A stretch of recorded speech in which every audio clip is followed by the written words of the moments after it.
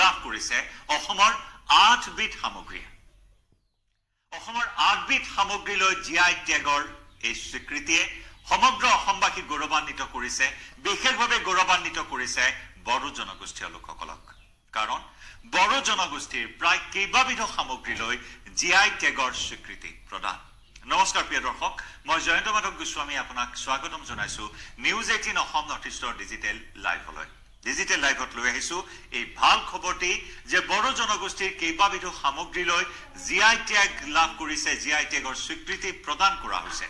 স্বাভাৱিকতে এই খবৰে এই শাৰদীয় দুৰ্গোৎসৱৰ সময়ছোৱাত অসমবাসীৰ লগতে বড়ো জনগোষ্ঠীয় লোকসকলৰ মাজত আনন্দৰ লহৰ তোলা পৰিলক্ষিত হৈছে বড়ো জনগোষ্ঠীৰ কেইবাবিধ সামগ্ৰী বড়ো জনগোষ্ঠীৰ স্বাভিমান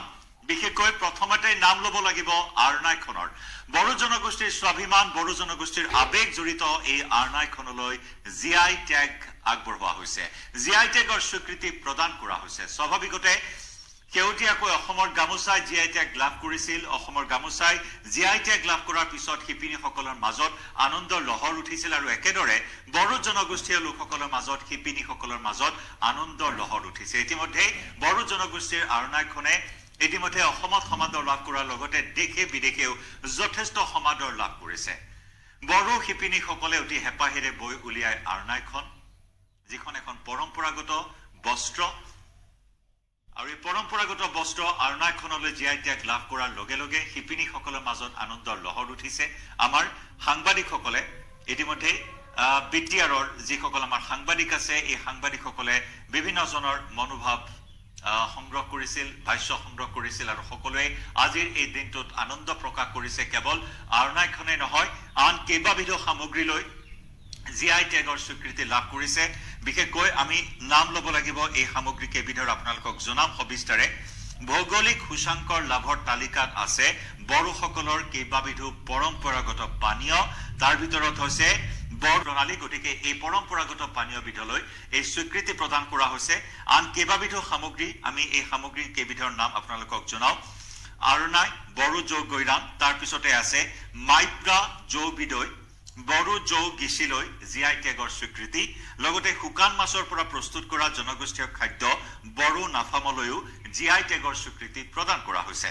বড়োসকলৰ পৰম্পৰাগত খাদ্য অন্দলা বড়ো গৌখা বড়ো নাৰ্জীলৈও জিআই টেগৰ স্বীকৃতি প্ৰদান কৰা হৈছে মুঠ 8 বিধ সামগ্ৰী বড়োসকলৰ মুঠ 8 বিধ সামগ্ৰী বস্ত্ৰশিল্প খাদ্য সামগ্ৰী ইত্যাদি বিভিন্ন সামগ্ৰী 8 বিধ সামগ্ৰীলৈ জিআই টেগৰ স্বীকৃতি প্ৰদান কৰাৰ লগে লগে স্বাভাৱিকতে বড়ো জনগোষ্ঠীয় লোকৰ মাজত যথেষ্ট এতিয়া আনন্দৰ লহৰ উঠা পৰিলক্ষিত হৈছে Hi guys, खुलुमबाय कामसर बर' चेनेलनि जानानै फिनखिजाबा बयखौबो गोसो गोथारै बरायनाय जाबाय सो दिनै टपिक मोनसे लाबोनाय जादों बे जाबाय जिआइ टेग जोंनि बर' माहारियाव मोनसे गोजोनथाव खौरां फैदों दुर्गा फुजा सिगां जों बर' माहारिनि थाखाय 8टा बेसादा जिआइ टेग मोननो हादों बेनि थाखायनो बे टपिकखौ लानाय जादों आरो क्लिपखौ नुनानै मिथिखाबाय जानो हागौ सो बेखायनो जाहाथे नोंथांमोना आंनि चेनेलखौ जोबजासिम नायनो थाखाय खावलायनाय थाबाय आरो लोगोसे जायफोरा गोदान फैदों आंनि चेनेलखौ जाहाथे साबस्क्राइब खालामना लायो आरो लोगोसे फेसबुकफोरावबो जाहाथे फल' खालामना लायो सो दिनैनि टपिकआनो जाहैबाय जाहाथे जों दुर्गा फुजा सिगां दाखालिबावसो जों 8टा बेसादफोर जों जिआइ टेग मोननो हादों जिआइ टेगआ मा बुस्थु बेनि सोमोन्दै सावरायगोन जिअग्राफिकेल इन्डिकेसन टेक्स सो बियो ओरैनो मोननाय जाया गोबां नाजानांगौ एबा गोबां जोंनि माहारिनि दैदेनगिरिफोरा बेखौ जाहाथे एप्लाइ खालामदों बेनि थाखायनो मोननो हादों आरो सार्भे खालामदों सो बे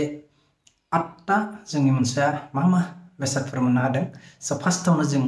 जि बर' माहारिया जों बे आर'नाइनि बे आर'नाइयानो जिआइ टेग मोननो हाबाय सो गोबां गोजोनथाव खौरां जाहाथे जों बेखौ मान सन्मान होनांगौ सिगांबो मान सन्मान होयो दाबो होनांगौ मानो होनबा बे सिनायथिया दा आसामनि अनगायै गुबुन गुबुन हादरावबो बे सिनायनाय जासिगोन बे आरो बिजनेस खेत्रावबो जोंना डेभेलप मोनगोन आरो मोनसे बियो टेग जानानै थाबाय बियो मोनसे जोंनि जोनोम हिसाबाव सो बेखायनो बेजों लोगोसे जोंनि मा होनो जौ गोरान जौ गिसि आरो मा होनो माइब्रा बिदै आरो लोगोसे गोखा गोखै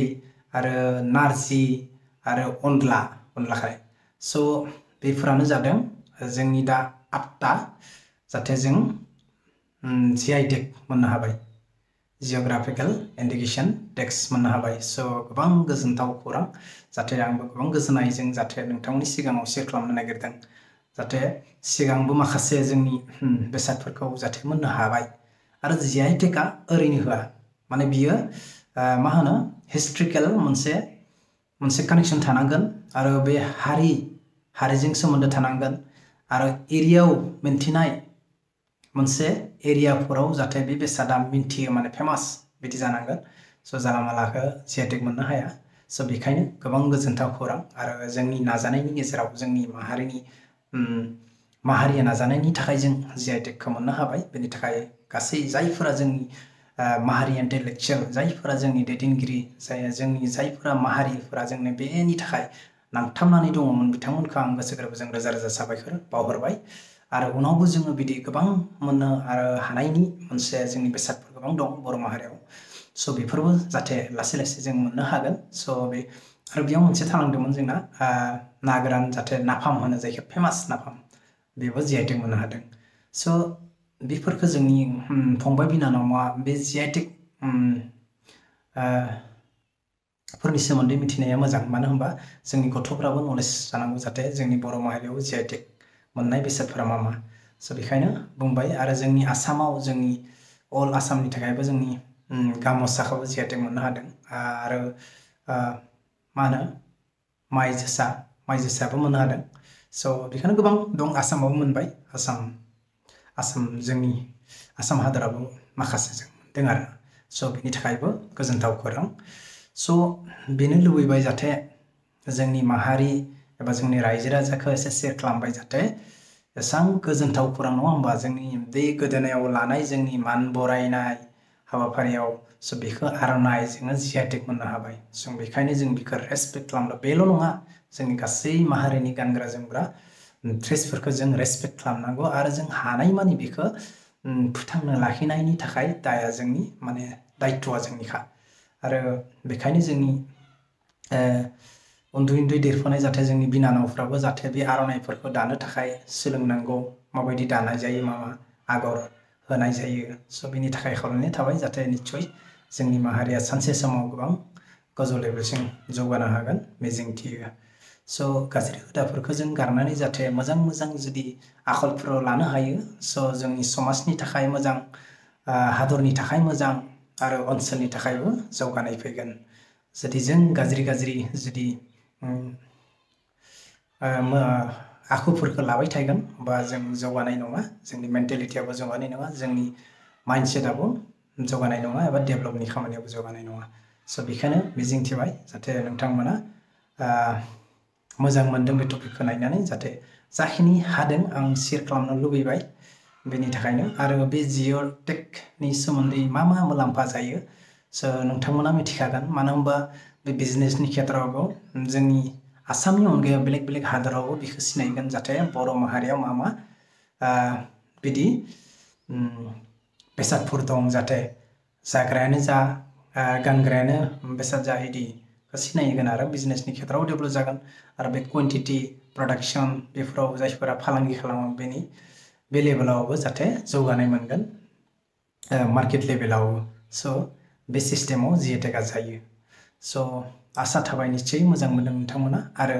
बेयाव जुदि गेना गोरोन्थि जादोंब्ला नोंथांमोना आंखौ निमाहा होबानो जाबाय आरो उनावबो बिदिनो जाहाथे मोजां कन्टेन्ट लाबोनो नाजाबाय थागोन स' जायफोरा आंनि बे कन्टेन्टआव नोंथांमोना बेसेन गोसा समखौ होनानै जोबजासे नायबाय नोंथांखौबो जाहाथे गोसो गोरबोजों रोजा साबायखर बावहरबाय आरो जायफोर गोदान फैदों आंनि चेनेलखौ जाहाथे अननानै प्लिज साबस्क्राइब खालामना लादो आरो खनायै बेल आइकन बेखौबो थुनानै जाहाथे अल खालामना लायो जाहाथे नटिफिकेसना थाब फैयो स' दिनैनि टपिकआ बेनोसै बारा गोलाव खालामला स' बाय सी इउ नेक्स्ट ब्लग